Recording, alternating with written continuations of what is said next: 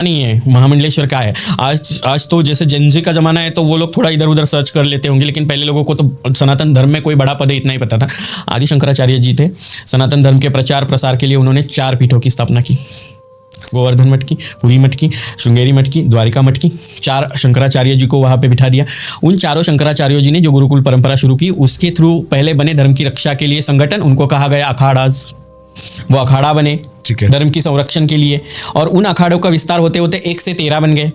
ठीक है। उन्हीं 13 अखाड़ों में दशनामी परंपरा आई, जैसे गिरी, पुरी, भारती, वन्य, अरण्यक, सागर, आनंद, ये परंपराएं आई। उसी गिरी परंपरा से रिलेट मैं करती हूँ, नंदगिरी मेरा सरनेम उसी परंपरा से आता है। उन्हीं आदि शंकराचार्य जी ने स्थापित इन मठों के द्वारा जो शंकराचार्य विराजित है, उन्होंने उसी अखाड़ों को चलाने के लिए उनके हेड पहले उन्होंने बनाए आचार्य महामंडलेश्वर।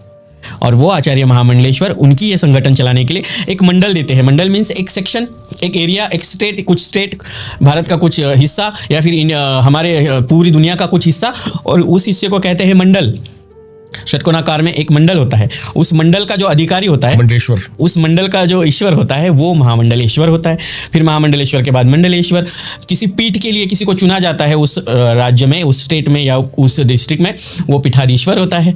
किसी मठ के लिए किया जाता है वो मठाधिपति होता है। व्यवस्थापन के लिए जो चुना जाता है वो श्री महंत होता है। और पूजा पाठ से रिलेटेड पूजाओं के लिए जो व्यवस्था की जाती है वो महंत होते हैं, जो महंताई करते हैं। फिर संरक्षक होते हैं, उनका काम होता है अखाड़े के लोगों की सुरक्षा। फिर प्रोटोकॉल्स के लिए फिर आते हैं आगे कोतवाल। ये सब लोग ऐसे लाइन में चल के आते हैं। महामंडलेश्वर हिंदू सनातन धर्म का सबसे उच्च पद आज महामंडलेश्वर है, क्योंकि आदि शंकराचार्य जी तो खुद भगवान है। शंकराचार्य का मतलब क्या है? शंकर जी की तरह जिसका आचरण है वह है शंकराचार्य। तो भगवान के बाद आने वाले पद शुरू होते हैं महामंडलेश्वरों से। तो हिंदू सनातन धर्म का सबसे बड़ा पद है महामंडलेश्वर।